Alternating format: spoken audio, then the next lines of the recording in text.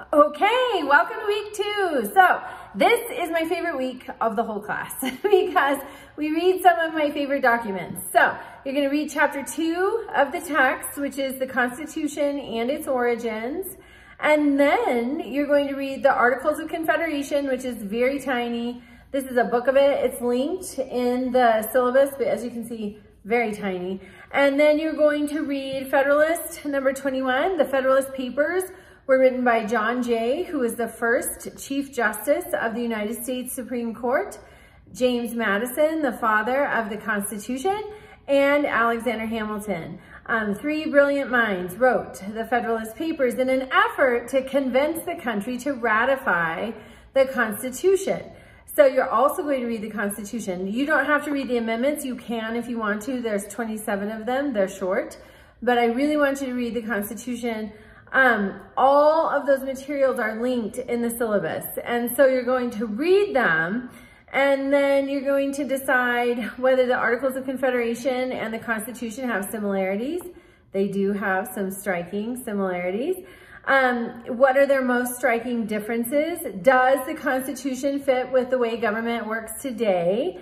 And were the deficiencies that are articulated in Federalist 21 regarding the Articles of Confederation, were they corrected? So that's what your paper's about. It is due Sunday. Reach out to me with questions.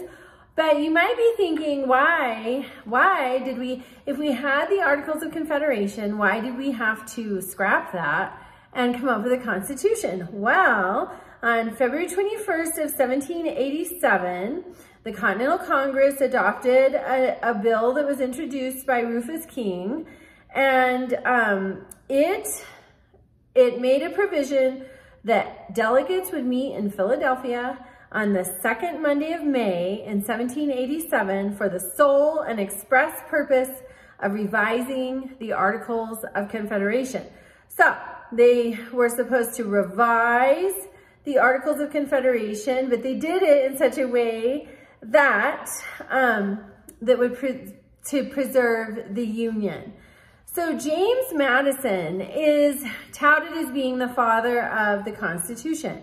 He was pretty pessimistic about the Articles of Confederation and the weak central government that they created. And so Thomas Jefferson, who is largely the author of the Declaration of Independence, sent his friend, James Madison, a trunk of books. And he sent them from Paris, where he was currently serving our government over in Paris. And so the books were of ancient and modern confederacies. And also Thomas Jefferson sent Madison a list of what he thought the problems were in the 1780s of government. And so James Madison studied these books, many confederacies from the beginning of governments. And that, I think, is how the Constitution came to be so brilliantly put together in a way that has endured. From 1787 through today, it has provisions for modification. That's how we get the amendments. It is an enduring document. It's a fabulous document. So I want you to read them. If you have questions, reach out to me, and have a wonderful week.